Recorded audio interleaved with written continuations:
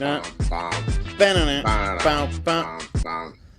Bring. It's a. Yeah. No lasers this morning No on a lasers. Wednesday morning. Only for Welcome to the Blue Review. winners, Marcus. Only Only for for winners. winners. The Dodgers last night, not winners. Welcome to the Blue Review presented by LAX. I'm Marcus Grant. That is Greg Bergman. Just It's a me. frustrating nothing burger of a night for the Dodgers yesterday. Is that a fair way to put it? That is absolutely the right way to put it. There's good, and then there's bad. There's Shohei, and then there's Miggy. Yeah, well, there's first inning Shohei, and then there's ninth inning Shohei. Those are Yeah, two different people. So we'll get into that and plenty more about what happened last night at Dodgers Stadium. 4-3 loss for the Dodgers. But first, I want to let you know that the Blue Review is powered by LAX. What does it take to build a champion? Well, at LAX, it takes round-the-clock testing. Skylink is being perfected right now to connect you to the airport, the new rental car center, and the metro in under 10 minutes. For more information, visit lawa.org/ESPN. Let's start with the good part of this. 4-3, a loss. That's not the good part. The good part was Justin Wroblewski.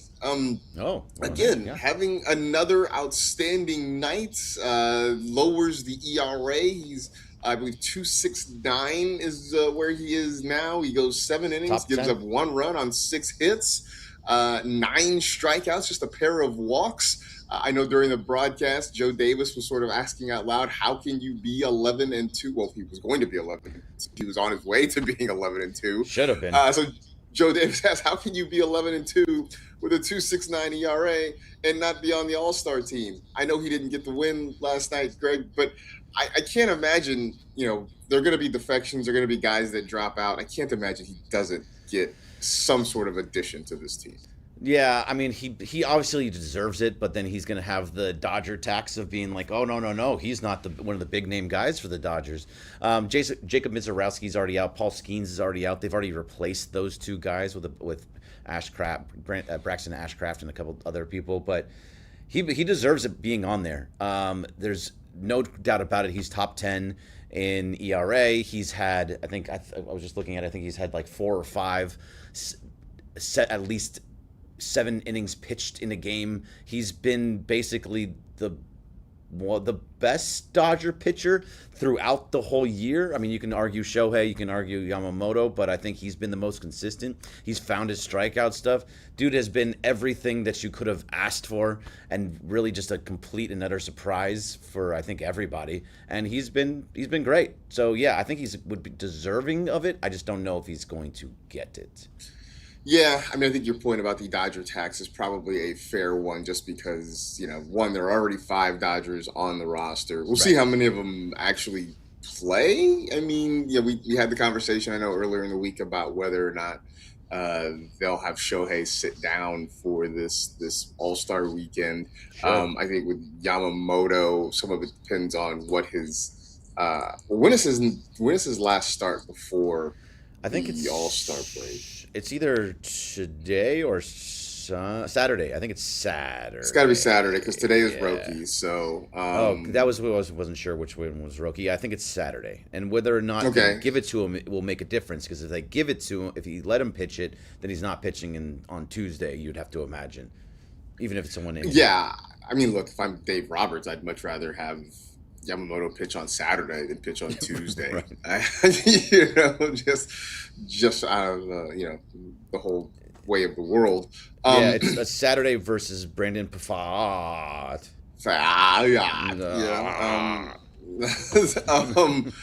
So maybe if Yama is unavailable, maybe that opens the door. Maybe that lessens the Dodger tax if you're replacing a Dodger with a Dodger. Right. I don't know.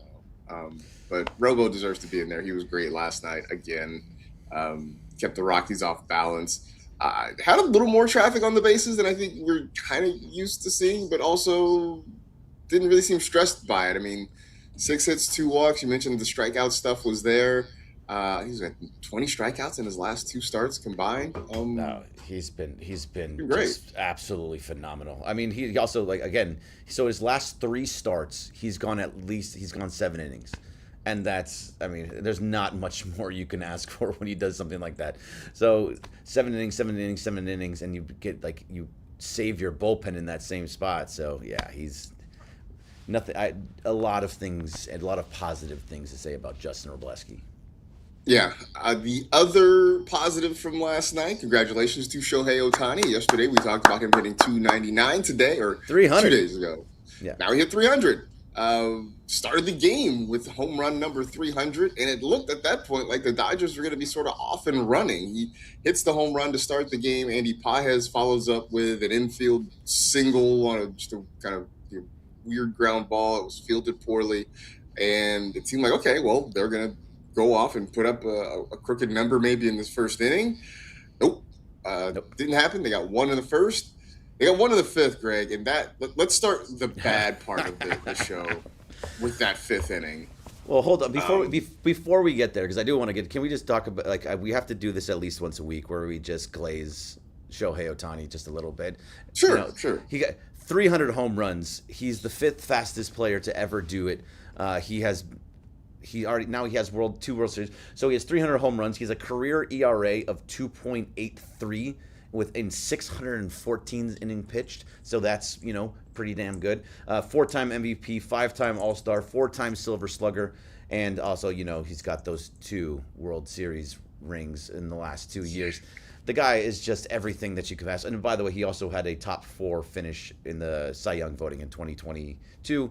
He may even do it again this year, have another top 4. So everything, Shohei Ohtani is by far and away the best player that we've ever seen play baseball, and I think he may be the best player to ever play baseball. The guy just, no matter what, it's just has been everything that he was hyped up to be, and that doesn't happen very often in sports. Few guys are hyped up to be something amazing and become amazing. You can look at LeBron; he was somebody that did the same thing, but to have the hype to come in and be that. It's amazing how much he just puts on his shoulders and still does those things. 50-50 season, 60-40 season. The guy is just phenomenal.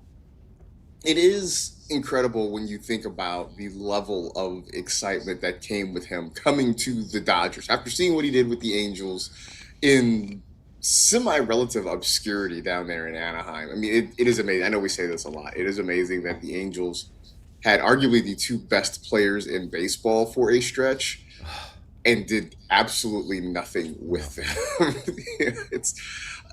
But for everything he did those last couple of years with the Angels, to come to the Dodgers, have that sort of hype, joining a team that had already won a championship in 2020 and the expectations for what would happen, and just blowing those expectations out of the water. He went a couple weeks before he hit that first home run with the Dodgers. I know there was mild concern, oh no, did the Dodgers overpay? And no. I mean, he's been everything you want. He's built his own economy. I mean, Shohei is his own economy here because of what he's able to do and the fans that he brings in, not just stateside but around the world. It is phenomenal to watch, and I appreciate that we appreciate it in the moment. It's not one of those things where a few years down the road we're like, hey man, this Shohei guy was pretty great. We should have paid attention to him. No, we understand now, and that's good. That's actually good. Yeah, it is, and that's why I want to make sure that when something happens, and it happens seemingly every week, we find a time to talk about Shohei for just a couple minutes and not make him just overlooked or like we expected, or the way you said it. Appreciate it in the moment. Appreciate what you have while you have him, because this is not something that's seen. You don't see a guy that's this good be this consistently good and be to the level that we expect him to be at. No matter what, we expect him to hit 40, 50 home runs, and he's going to do it again this year. He's at 20 already. So, I mean, maybe not already, but he's going to get to the space that we kind of expect him to be. He's going to be an important piece in the postseason. He's going to pitch for you every 7 days because he gets once a week kind of deal. He's going to everything he does, and he's going to continue to show you these massive moments that we just haven't seen. I do want to go back to just for a second what he did 2 years ago when he went 50-50. That was incredible. It was not only just the fact that he went 50-50 with the stolen bases and the home runs, it was how he did it. When he got the 50-50, it was one of the greatest games that have ever been played in the history of baseball. It's like, and then later on in the year, he had one of the greatest games that has ever been played in the history of baseball. Last year in the postseason against the Brewers, he had one of the greatest games in the history of baseball. Like, these are things that we like, and he does it over and over and over again. So just appreciate what you're seeing in front of you. That's why I think it may have been Travis on DeMarco and Travis that was saying this, or somewhere else. I hope that when he's up at the plate, you see it and you go, okay, I'm getting my camera out, because everybody still does, because he's going to do something amazing. Maybe not every time, but if you miss it, you're going to miss it, because it's going to happen. He is still, his at-bats are still appointment television for me. Yeah. I'll have games on and maybe, look, if it's literally anybody else, right? I think Andy Pages, I enjoy watching Andy Pages, but that's also, I can go to the fridge and get something. I can go, hey, let me go throw these dishes in the dishwasher real quick and sort of keep an eye on it. When Joey's at the plate, I stopped doing what I'm doing. I watch the at-bat because, who knows? Maybe it does end with a ground out to second base. But also, maybe he hits one on top of the roof of the pavilion, right? I want to see that happen. Right. We always joke about somebody hitting a ball to Burbank. Maybe one day he actually hits the ball to Burbank. I don't know. I want to watch. I want to watch when it happens. So, I do still stop and watch Shohei Ohtani wherever I can. It's absolutely phenomenal. All right, we can get to the fifth inning now. Let's rip the bit. Actually, let's go back to the fourth inning, because the Dodgers started that inning. You had Freddie Freeman's single. Then after a Muncy strikeout, Tommy Edman gets a base hit to put runners on the corners with one out. And this is why Kyle Tucker is not fully off the villain seat for me, because runners at the corners with one out, a 1-0 game, a chance to at least get one more, right? And just continue to put the pressure on the Rockies. Instead, he hits a soft ground ball to second base, ends as a 4-6-3 double play, inning over, still 1-0. That leads us to the fifth inning, where you was about missed chances, Greg. Oh, goodness, jeez. They had the bases loaded. They got the one run on a walk, a bases loaded walk, and then just could not muster anything else. I think we all knew at the time it was going to be big. I don't think we realized how big that was going to be. Just maybe the biggest squandered chance of the ball game, I think, for them last night. Yeah, that was absolutely a squandered chance. When you have bases loaded and nobody out with this team, somebody should be able to get the ball in the air into the outfield to bring in at least one more run, and that wasn't happening. I thought just all the way around, it was bad execution in every sense of the word. Like, you had, first of all, the Miggy bunt was just I don't even understand the point of the bunt. I was trying to be like, well, it kept them out of a double play, but a double play would have scored a run. Scored the run. I don't, and it puts a runner on third. I don't know. I don't know why he did that. And then also, he did that on his own, right? That couldn't have been called from the bench. But he went twice at it, and even after the first one, it was a little bit like, why are you doing this? And then he went again, and you're like, I still don't understand what the point of the bunt was. It's Dalton Rushing isn't out. He's not a speedster. He was out by so much. Oh, so much. If it wasn't Dalton Rushing, it might as well have been Freddie Freeman, who might be the slowest man on the field. So, I always get confused of why Dino Ebel sends Freddie Freeman around third a lot of times, but either way, I don't get it. I think so. If you were trying to catch them off guard after the first one, you wouldn't have done it. Gone. Yeah. I don't know. So that was the problem. It was the start. That was the start of what turned out to be a really rough night for Miguel Rojas. That was not a good Mickey game. Look, everybody has bad days. Mickey's happened to be a really bad day in a lot of ways. You had the bunt. You had the play in the eighth inning? Was it sixth inning, eighth inning when the ground ball gets by him? Yeah. And when they scored the run, so that was the eighth inning?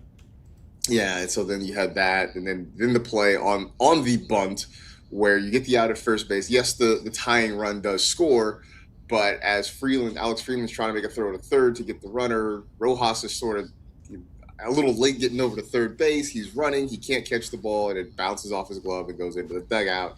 in the go-ahead, I guess the eventual winning run scores. Just three really glaring mistakes from Miguel Rojas. I mean, he's done a lot of great things for this team over the last couple of years. He will always be a Dodger hero for what he did in 2025. But yeah, Greg, he just had a bad night. There's really no other way around it. Just a bad night for Miggy Rowe. I think that might be arguably his worst game as a Dodger. I'm sure there's been other ones. I'd have to think about it, but for the situations that you're in with this team and how great Miggy has been, Miggy is one of those guys that even if he's not hitting, which is not what he's there for, even though he has been actually very He's been hitting good this year, yeah. yeah, he's been hitting. He's been hitting the last couple of years. This is not something new for him right now. He's been good at the plate. His defense was always strong. You always trusted that Miggy's going to make the right play, and like he gets a pass. This is just a one day. He had multiple plays in the World Series last year that say, okay, we're good. Doesn't matter. None of that matters. But this was just not a typical Miggy at all. I haven't seen him play defense like that maybe ever, where it was just like almost brain farts. He just didn't not being in the right spot at third base when Freeland threw it over to him at third base, and it got away and it scored another run. It just was like a little bit of, where's your head? So I think something, who knows? I don't know what's going on in his head, but that was not Miggy like at all. No, not at all. Again, like you said, it's I'm not really reading into it. I'm not suggesting anything about Miguel Rojas other than he just had an off night. It just happened. He made several things that sort of compounded what happened. So then we go to the ninth inning, and it started promisingly enough. It starts with a single by Alex Freeland. Then you get the walk to Teoscar Hernandez, which I was really worried that Teo was going to swing at a pitch out of the zone and ground into a double play, but I really thought that was going to happen. But he was patient. He worked the walk, and so then here you are. You're like, great. It's first and second. It's nobody out. You got Shohei, Paez, and Freddie coming to the plate. I mean, in my head, I'm like, we're at least going to extras. Like, it has to be. We're going to extras. Maybe we just win it in the ninth inning. Pop up, strikeout, and it was time for me to watch Spider Noir. That's kind of what that was a brutal ninth inning, Greg. That was an awful ninth inning, and so it started with the Shohei. I agree with you. You had first and second, nobody out, and then you have three All-Stars coming up, which are playing next week in the All-Star game, and those were three pretty bad at bats. So the first one, the Shohei, you glaze Shohei and how amazing he is, and so we never forget that. I'm glad we did that first. That was a terrible at bat from Shohei Ohtani. Just awful all the way around. Yeah. I mean, it was three pitches and it was just a mess. He had a ball that was 94 miles per hour at the top of the zone fastball that was right in his eye line, and he just missed it. And it was it was just a bad at bat. Again, he gets the pass because of everything else and who he is and blah, blah, blah, blah, blah. But that was a bad at bat. And then Paez wasn't a great at bat, and then Freddie wasn't a great at bat. It was shocking that it didn't happen. I was fully expecting this to be a walk-off and being like, okay, well, look, they did it again. And it's just... Now, on the flip side of all that, Marcus, I really don't care. This is against the Rockies. They are 60 wins. Like, all the things, like, we can make it sound like this is some massive deal as much as we want because we talk about it every day.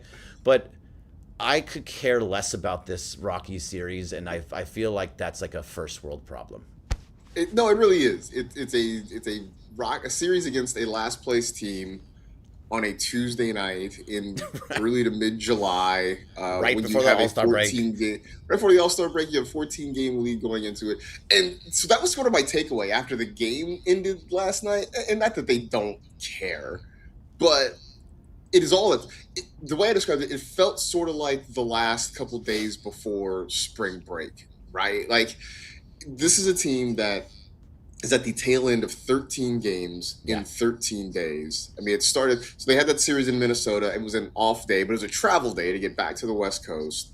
Then they played, 3 against the Padres, 3 against the A's, 4 more against the Padres. Now you got these 3 against the Rockies. I think you're just seeing a team that kind of has tired legs. They're sort of maybe looking ahead to the All-Star break. For a lot of these guys, it's like, hey, man, it's a chance to get a few days off to sort of recharge, refresh the batteries. And I think that's kind of what it is. Again, like it's not that they're not trying. I just think these guys are kind of, it's an old team, Greg. They're kind of worn down. They just need a couple of days off. And I think that's sort of what we have seen. I think the last couple of nights even, because, they let the game almost get away on Monday night and had to pull it out of the fire. So I think these guys are just waiting for a day off to just sit down and do nothing. No, and I mean it's Thursday, thankfully, that they can take that day off. But also, like this has been actually they haven't been playing well for about a week. I mean, think about what happened on Thursday. They had to come back from a 6-0 lead against the Padres, which you can argue they were playing well. They just after the first inning where they even had guys on base. This is back to last Thursday. They went runs, yeah. So that was a good game. But then they had to come back from 3-0 with a grand slam on Friday. They had a decent game. They didn't hit very well, but they had a decent game. Yamamoto was amazing on Saturday. They lost on Sunday, even though they had a chance to win it late and had to come back, but that would have been a 5-0 comeback. They were ahead on Monday, and the Rockies came storming back against Tanner Scott and had to go into extra innings. So to your point, the extra innings into the next game when you're exhausted already, and then they had a lead in this one and gave that away when they couldn't get hits with runners in scoring position. So yeah, like they haven't been playing great baseball, yet they still have 60 wins. And I heard you say it on DeMarco and Travis also. They're not even playing their best baseball yet. I mean, they're not even fully healthy. There's no Will Smith. There's no Edwin Diaz. Like Kyle Tucker is still trying to figure himself out. Mookie is still trying to figure himself out. It's wild. Like they're going to be fine, but at the same time, this hasn't been like, oh, they're just mind blowing to watch every single night. No, I mean, look, it's going to happen over the course of 162 games. You're going to have some lulls, whatever, but things still on the up and up for this ball club. By the way, you mentioned guys getting healthy. Evan Phillips made his return last night. Got to see him pitch. Pretty solid out. He gave up one hit, but it was not solid contact. Had a couple of strikeouts, so it was good to see Evan Phillips back. So. That's one more thing that is a positive for this team. So he gets back before the All-Star break. And then hopefully, fingers crossed, sometime shortly after the break, we hopefully will see Blake Snell and or Edwin Diaz. So a lot of things to be excited about with this ball club right now. Oh, yeah. So Evan Phillips, I loved seeing Evan Phillips back. It was his first game back since 2025. I think it was in August. So he looked good. He struck out the first two batters, gave up the soft contact, and then got the third out. Evan Phillips is going to be a big piece of this bullpen that we haven't seen in a while. You forget about him because he hasn't been pitching very often, and he had looked exactly like the guy that you expected. He was a closer. Remember, the dude went from the fireman role to the closer, and now he can put him back into that fireman position, or maybe not right into it, but still, he's a guy that you can trust consistently in that bullpen. I think that's a massive pickup that is completely underrated. For sure. Absolutely. So good to see him back in action for the Dodgers. Game 3 of the series tonight, 7:10 first pitch time. Roki Sasaki getting the ball for the Dodgers, trying to break out of whatever slump he's been in lately. And on the other side, Gabriel Hughes. And all I know about Gabriel Hughes is that he has only made one appearance ever in his major league career. It came on July 3rd against the San Francisco Giants when he closed out a game and got the save. So he is, in fact, there was a 3-inning save, I should say, against the Giants. So I suspect he's going to be an opener. I don't know that he's actually going to be a starter, but we shall see. That is all I know about Gabriel Hughes. That he was born in Anchorage, Alaska, and was a first round pick in 2022 from Gonzaga. Gonzaga has baseball? They have baseball. Yeah, they got baseball up there in Spokane. I thought they were more than just basketball. Just a basketball school. That's it. So they got baseball up there in Spokane. Who knows? They don't have football, so it's not out of the realm that they would not have that. But Roki tonight, I want to at least see him get closer to what he was last month. Attack the zone, Get some swing and miss. Just keep the ball in the ballpark. Just attack. That's the goal. That's the goal for Roki Sasaki tonight. So we shall see. Yep. But anyway, stick around. The Sedano Cat Morning Extravaganza coming up, right after us. Thanks everybody in the chat for hanging out with us this morning. Thanks to both Tim and Lucas for production assistance. And Carlo. With this one. And Carlo. Hey, Carlo. Welcome back, man. I've not seen your face yet since you've been back, but we'll fix that. In the meantime, that'll do it for this edition of the Blue Review presented by LAX. For Greg, I'm Marcus. Back with you tomorrow, 6:30, 6:55, here on the ESPN LA YouTube channel. Chip.